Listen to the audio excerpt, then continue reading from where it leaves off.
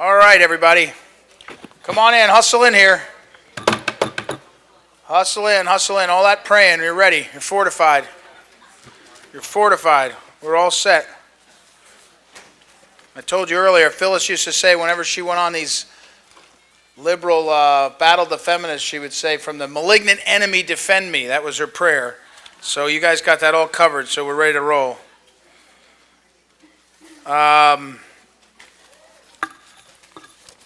Good. All right, I'm gonna start speaking while you're coming in, and our next guest is a good friend of mine, a good friend of Phyllis Schlafly's, Dr. Brett Decker. Dr. Brett Decker has recently begun as a professor at Defiance College, right? Defiance College in Ohio, which is a great name for a school, and he's teaching our children well. And Dr. Decker is a New York Times best-selling author. He has written a number of books. Bowing to Beijing is one that got a lot of attention. That's when Phyllis Schlafly, I think, first saw that one. It was a few years ago. And then, of course, he was co-author of The Conservative Case for Trump. He has lived all over the world, in Europe as well as in Asia, worked for the Wall Street Journal and the Asian Culture and Thought. Founding editor-in-chief of Rare, a digital publication, worked in the George W. Bush administration, and has a series of degrees. But especially, he's on my radio show each week. He's got a great perspective on Europe and international affairs, especially in the Trump era. So I thought I would ask him to spend some time with our guests from last night and talk a little bit more, particularly about the EU and what's happening in Europe. Ladies and gentlemen, Dr. Brett Decker. Brett?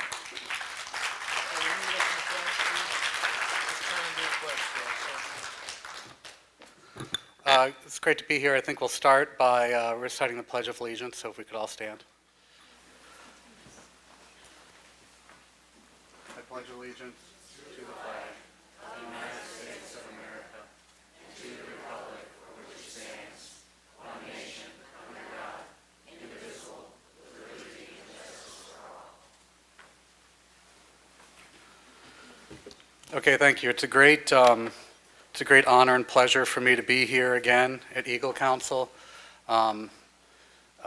Phyllis had a great impact on my life, and I think one of the important things I always try to emphasize is when everyone thinks about Phyllis Schlafly, they usually, for some reason, they think about, for good reasons, they think about domestic issues first, right? Beating back ERA, fighting abortion, all of these things all of these social issues that are underappreciated, often including by the Republican establishment.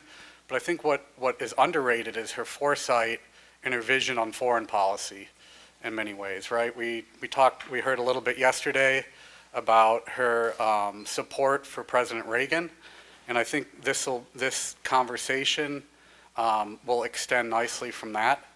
I think one thing that's interesting about Phyllis is she got a lot of criticism last year, including among some very conservative Republicans, for her very early advocacy of President Trump, future President Trump. And a lot of people said awful things, like she was losing her wits, or Ed Martin was taking advantage of her and pushing her towards Trump, all these crazy things. And I can tell you that's absolutely not true. As early as 2011 and 2012, Phyllis and I talked about President Trump, especially his populist and nationalist views, and most especially on his very singular bravery in taking on China, especially in the Republican Party. And it's great, right? We have extreme socialists on the left, so it's important for the GOP to defend business. A lot of times it defends big business at the expense of small business. So a lot of Republicans do whatever the Chamber of Commerce says, and the Chamber of Commerce sometimes does a lot of great things, but sometimes it'll sacrifice factories and workers for the lowest common denominator on just consumer price and labor cost, and the economy is more than just consumerism, right? We have to produce something if we're going to consume anything. So I think Phyllis, in fact, in 2012 at one of her conferences in DC, we talked at length about how President Trump might be the guy. That's actually a direct quote. I had just had a long conversation with future President Trump about China, It was actually for 2.5 hours, people who think he doesn't pay attention to policy. I just written Bowing to Beijing, and we got into extreme detail on China. No staff, just 2.5 hours on China. His questions and insights were more astute than, say, about any congressman I've briefed on China. So maybe the bar is low, but still, it just goes to show. So when he's talking about Europe or talking about Asia, he has a lot more insight. A lot of times who he portrays to the public is who he knows his base wants him to be.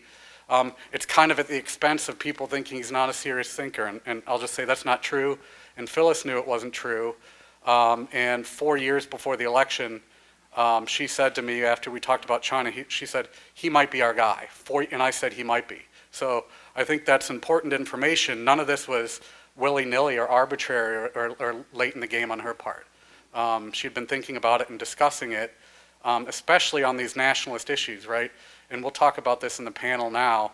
If the nation state's dead, if these global institutions are too powerful and they're going to subsume the will of the people, if democracy matters, if the democratic voice is powerful anymore, right? We have things like Brexit, and even here in the election of Donald Trump, you have all the establishments of power going to reject what the clear voice of the people said they wanted, right? Brexit, the British people clearly said they wanted out of the EU, and now even the Conservative Party, or primarily the Conservative Party, which is in power, is trying to subvert the will of the people. So it's my great pleasure. We have, my last name is Decker, and I always get the panels that have Germans and Eastern Europeans on them because they figure I can maybe speak languages that I don't.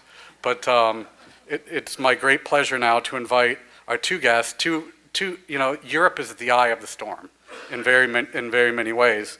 And if you look at the questions we're facing here in America, in a lot of ways, Europe is facing them in sort of a hyper speed, even faster than we are. It's not only globalism versus national sovereignty, which is an important issue, but you also have like Islam versus Christianity, and this whole idea is, especially in places in the East that were under the Iron Curtain, are they just going to be thrown under another sort of another superpower where they don't have any say, which we got into a little last night. So it's my great pleasure to invite up to the podium our two guests, Mr. Tarczynski and Herr Bystron. Thank you.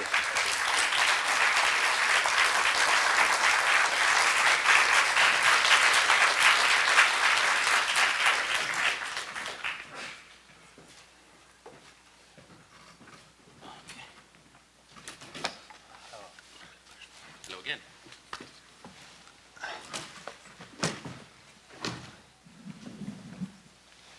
Okay, I'll start off by giving each of our guests 5 or 10 minutes to kind of give your general overview, and I think some questions that'd be very interesting to go over if you can touch on them. The panel was advertised as a future of Europe. I think a very fundamental question to that, is there a future for Europe? And then especially, I think in Western Europe, right, they're not really defending who they are in a lot of ways.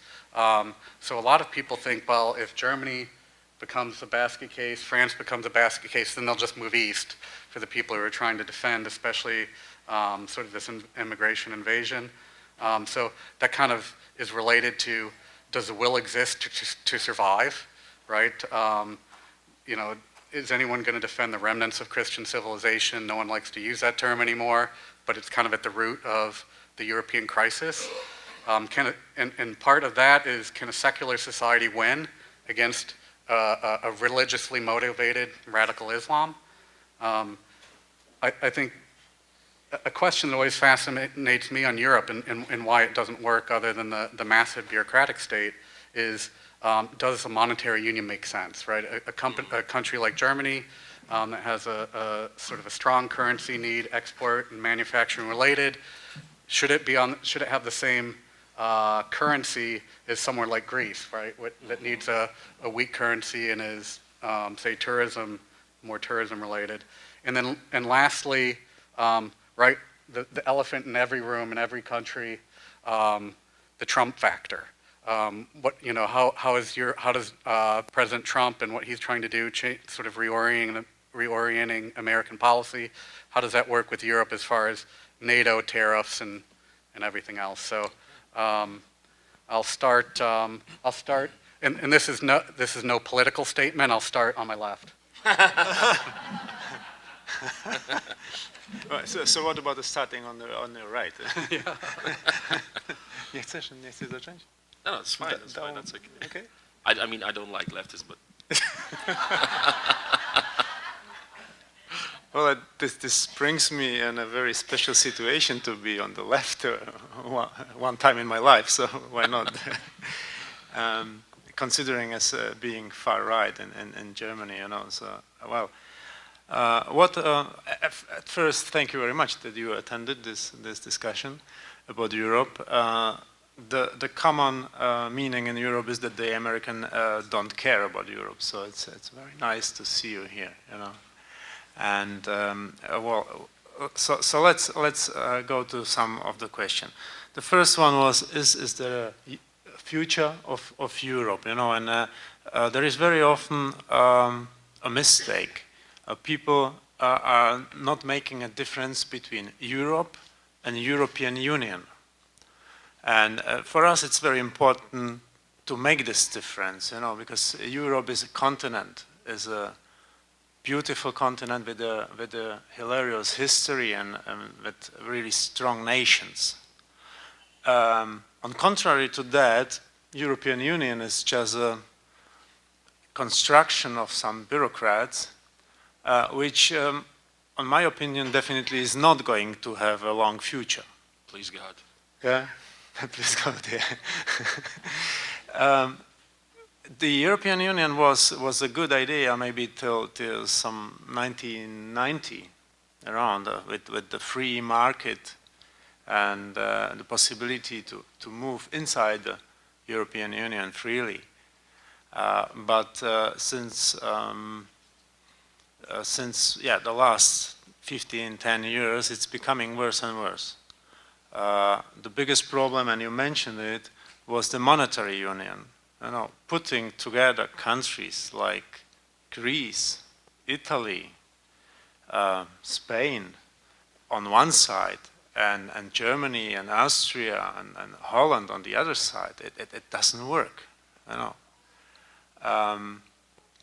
Not just few people know that the Greeks, in the 19th century, there was already a monetary union in which Greece was a part of it, and it was based on a gold standard. So the countries were producing gold coins, and the Greeks were cheating, and Italians were cheating too. So it ended up the Greeks had to be kicked out, and the history repeats, and but now nobody. The European bureaucrats don't want to kick them out, just keeping them in. And we're seeing it for a couple of years. We are telling that we were saving the Greece for 8 years or more, but Greece as a country, the people in Greece, they're still suffering. So the only thing which was saved are some international banks with taxpayers' money. And especially for Germany, it's really hard because it's more than 100 billion euro we will never again see in this life, on this earth. So this is going to collapse. We are absolutely sure about that. The euro is going to collapse. This is no doubt, no question. The question is only when. And this leads us maybe directly to the second biggest problem, and this is the migration since 2015. We are facing something which is Manipulating of the nation. It's just a manipulating of the nation. yeah. You know,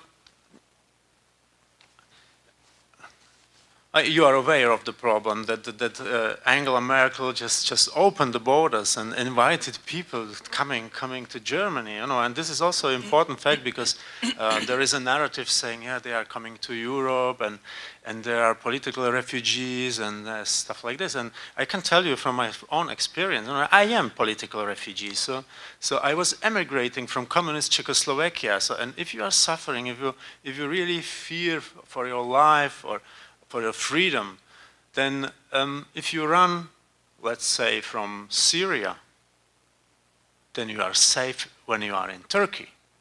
You don't need to run another 3,500 kilometers, you know, crossing 7 borders, you know, and crossing 7 countries where he and me are doing holidays. Those beautiful countries like Croatia or Austria, you know. Sure. And the migrants, they don't stay there. They go to Germany. Because there is the highest level of payments, you know, of social welfare, and because they got the invitation. I can't say it in other words. So, and that's what happened 2015. And then Merkel just recognized, oh, it's maybe going to be too much for us. And then she said, let's spread them around Europe, you know. And she perverted the word solidarity. Yeah. Because she said, you have to be solidar with us, you know, solidarize with us, with the Germans, help us, you know, and this is the completely opposite of what she had done, you know. She's enforcing other countries to take those migrants. Not Poland. Yeah, thanks to you and guys like you, you know. But this is exactly what is now going on in Europe. And you all see, we don't need to tell you, you see the consequences. We have killings around Europe. We have assassinations in Paris, in London, in Berlin. You know, in Berlin, before Christmas, 12 people got killed and more than 50 got injured by an Islamic assassination, you know. And now we have it quite every week that somebody is killed. And you know, it was mostly it's a young woman. You know, there was Maria was killed in Freiburg. She was raped and killed. Mia was killed in Kandel. Then a medical doctor was killed by a Somali guy in his office in front of his 10-year-old girl. And just 2 weeks ago, a guy in the city of Chemnitz was killed on the street by I think Syrian or Iraqi refugee. And in all those cases, the killers were so-called refugees from Afghanistan or from Syria.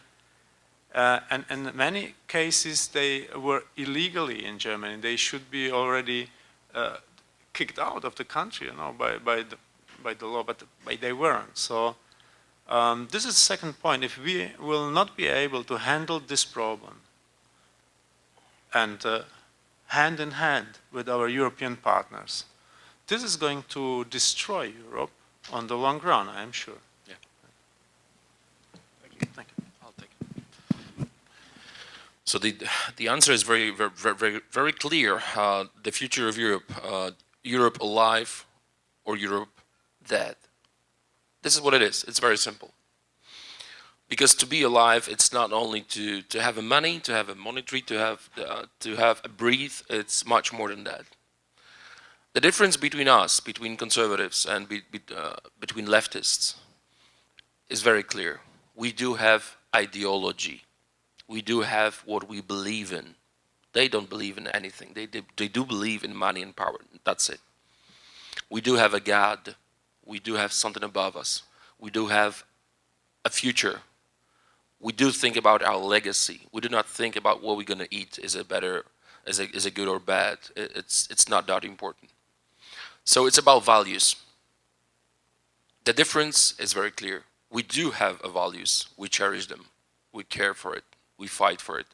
They don't have values at all. That is the difference. So the answer about Europe is if the values will win, or just the food and money. And it comes to the problem which is very important, because when we discussing the situation in Europe, we are talking about mainly about politics. Okay, who's winning, who has a chance, this and that. We are not talking about next century. And this is the most important, our legacy. I want my son, my grandson to be proud of me and to be alive, to be safe. So we have to think about Europe and our action and whatever we do in the perspective of future. And I'm not talking about 5, 10 years, I'm talking about next generations. Because if we're not going to do it, no one's going to do it. This is us. Who's going to do it for us? We cannot be great in theory. We have to be great in practice. And this is what Donald Trump does. You know, this promise, what does it say? Promised given, promise kept. Right? That's what it is. So the future is very simple. We have to fight for our identity, for our DNA, cultural DNA, unless we want to become Muslims. If someone wants to convert, I don't mind. But Europe and whatever we achieved came from Christian culture. Greek philosophers, Roman law, Christian faith. This is who we are. That's why it is so important to judge what do we want? Do we want a Roman law, or do we want Sharia law? The question is very simple. And if we will allow jihadists, because that's how we should call them, take over, we're gone. Europe is dead. So what is happening in Germany, from my perspective, is just the way of thinking about food, about feeling great. Because Angela was looking for cheap labor. She didn't care about people. It has nothing to do with humanitarian attitude. It has nothing to do about mercy. It has nothing to do about solidarity. It's about her and her political career. She was looking for cheap labor. She was looking for those who will be as servants. But she found out that they will not be as servants. They're going to blow themselves up. Whoa, what's a surprise, huh? So that's why she's, and I'm going to say that in public, she's so stupid, Angela. So naive. Because stupidity comes from your actions. And she's so, she's so experienced in politics. No, she's not. Soros is experienced with his money, and he pays for it, and everyone knows that. We have to just say that out loud. So if we want to be the puppets under the master of puppets, we can just stay home. But you're here. That's why I'd like to thank you, and thank you, Ed, because you are saving this country. I'm serious. It might sound big, but it's true. Leaders who are getting people around are those who are saving this country. And if America will be great again, which is happening now, the world will be saved. From my position as a Polish, I know how America is important to us, how great ally you are to us. You're like a... Thank you. So, the future of Europe depending on US as well, depending on President Trump. So please, God, save him and give him a second term. I do believe, and I'm absolutely sure he's going to win it. He's going to win it. So the future of Europe is about Christianity or Islam, Roman law or Sharia law. But we have to fight for it. That's why I'm here. That's why I'm trying to travel around the world and, just shout out what is happening in real. Because what they're trying to do, they're trying to say, okay, you are fascists. You are neo-Nazis. Polish media, when they found out I'm coming here, they published the article, Tarczynski is on the way to neo-fascists rally. They can call me an elephant. They can call me a camel. They can call me a fascist. I get used to it. I don't care. I care about my family, about my country. This is what I care for. So, you know, we're going to be called names of many. And they trying to put us in a box of some kind of attitude which makes you feel ashamed, not attractive in a society. And we are the ones who are attractive. We are the ones who are having values and something more than coffee and tea. That's why I love the line when President Trump says, we are elite. Because they used to say that elites are supporting Democrats, elites, and it make some of them feel better that they are elite. And he was so great. He says, no, we are elites. I've got the greatest apartment on Fifth Avenue that anyone. And it's true. So we cannot let them put us into the box of unattractive in a society. This is what I see in Europe. What they're trying to say is when we won Law and Justice 3 years ago, they says, oh my God, leftist says, the Poland is gone. You're gonna be so marginalized. You will not exist in the world. And look at me, I'm here, getting an award. I'm not the first example, the only example. But what they says, I'll give you the example. Okay, so we had a World Youth Day in Poland with Pope. They says, oh, it's not gonna be organized because Law and Justice won, so it's going to be cancelled. Of course, that was a success. Then we had a NATO summit. They says, oh, no, it's going to be moved to Czech because Law and Justice won. So Law and Justice is not like around the world. Obviously, NATO summit was a success. And there were so many examples of putting us into a shame. And this is what is happening in America as well. Like high heels of our Melania Trump, right? She was on the way to the hurricane region with her high heels. We had the same thing in Poland about the shoes of our prime minister. And that was the headline for like 3 days. Like, what are shoes? How, so ugly.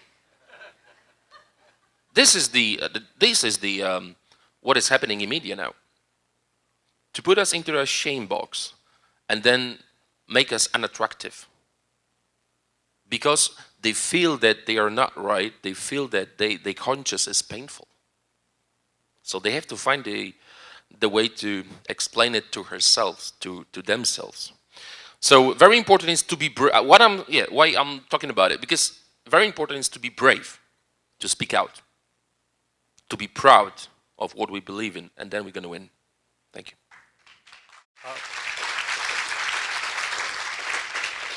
Thank you very much. I think I'd like to, I'll give an opportunity to wrap up. And then I think, one thing I'm interested in, a lot of people probably for good reason, it's kind of natural for a conservative disposition. They'll say, for example, that I look at the glass as half empty instead of half full. I mean, the truth is I probably look at it as 95% empty. And hopefully that 5%, right, is great. But I travel to Europe a lot, and present company excluded, I don't see very many people that have the will or the interest to defend sort of conservative and traditional values, including... Need leaders. Yeah, that's a great point. So a lot of people tell me, well, Europe will just snap at some point, right? Well, we don't want to get to a snapping point, right? We want it to be more thought out. And one thing I just want to know is, do you see the seeds of this growing, of this kind of resistance or this, I guess, counter-revolution to this kind of this kind of globalist mindset that's suffocating individual liberty and national sovereignty. So I'll leave that with you, and then I'll give you both if you just wrap up, and then we can move on. I think it's a great discussion.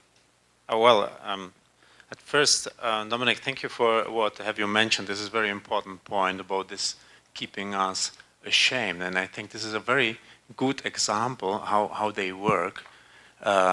It's Melania Trump.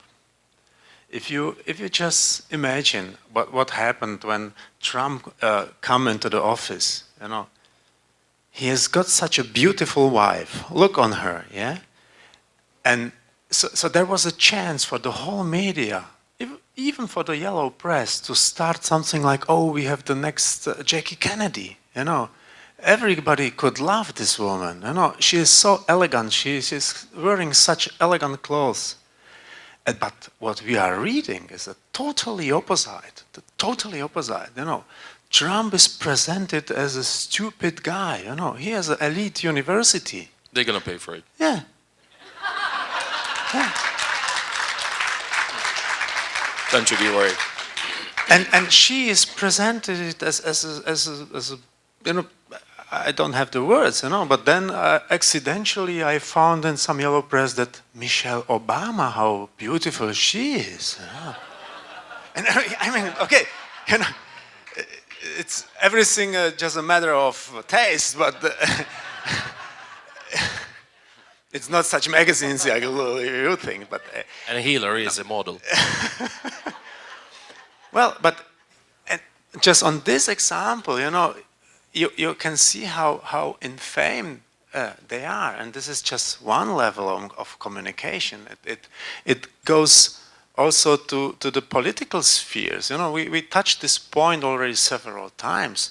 We all are Nazis and fascists and are racist. I don't know what, you know. Elephants, Yeah. camels. Yeah. They call us any names, many names.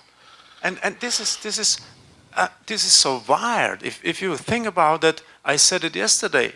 Just our party, AfD, is the first party without no former Nazis in our rows. We are the party in the German parliament with I think the second highest number of foreigners in the parliament, like me, you know.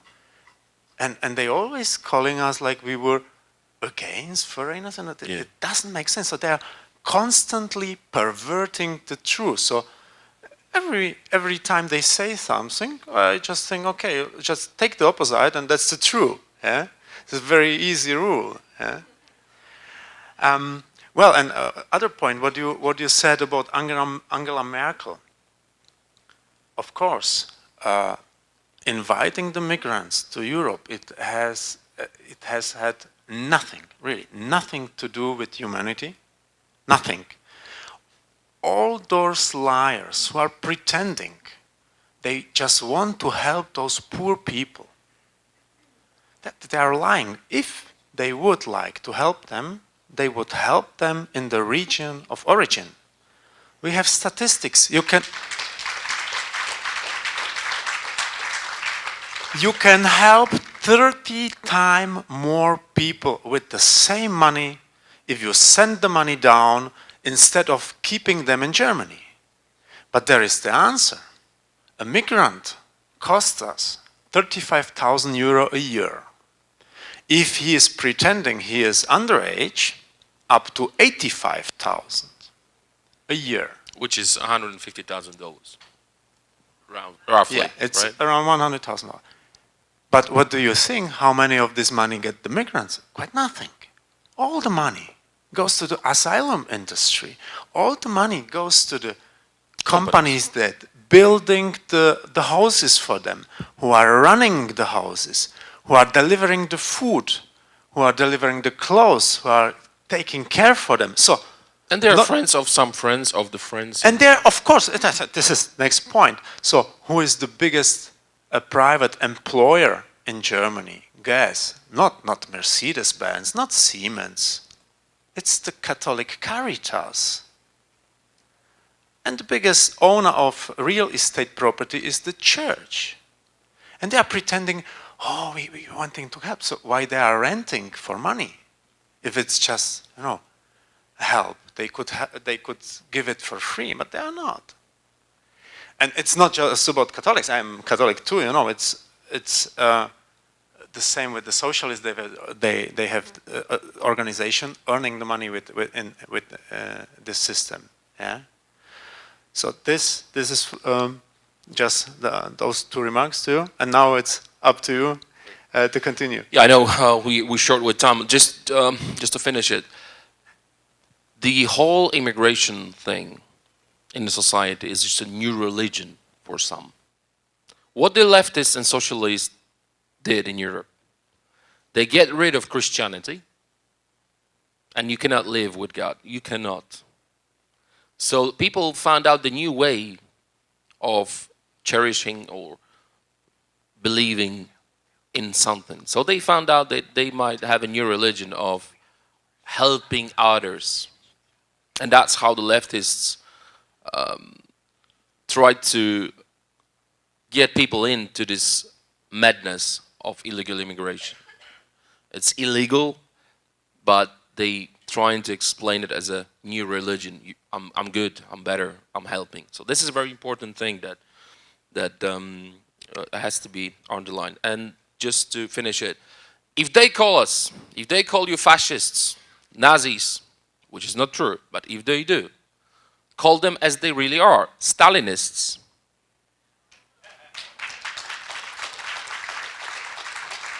If they want to talk about it, ask them, how many people died because of Hitler?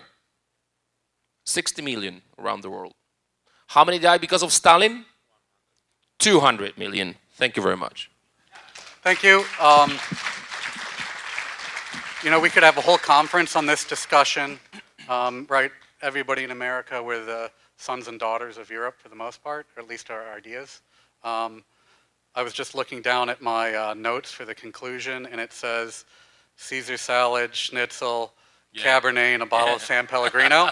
So I must have grabbed the wrong set of note cards, but we're short on time. Those all are European products. So And anyway, it's not going to be well done. Yeah. It's going to be rare for Muslims. So I'd like to thank our guests, and hopefully we can have them back. And you know, this fight, we're in this fight together. Thank you. So let's support each other, and going forward, right? Let's fight on for the win. Every one of us, we have to just fight for it.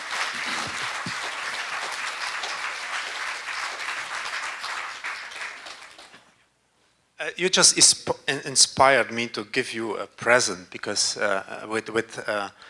you said, you know, the others are always accusing us. And in Germany we have the Antifa, which is always putting stickers everywhere with FCK AFD. You know, they are spraying it into the walls, and the whole way from my home to the school of my kids is full with those stickers like fuck AFD. So I was thinking how to communicate with those guys, you know, what to say back. And I developed this T-shirt, which is a part of Bystron collection, and we are saying, okay, this is our answer. So I am the FCK AFD. So. Guys, it's great. That's what you are saying. That's like, why I said. That's why I mentioned elephants and camels. We've got the saying in Poland: when someone's calling us this and that, I don't have to prove that I'm not a camel. That's it. Thank you. I would like to hand it over.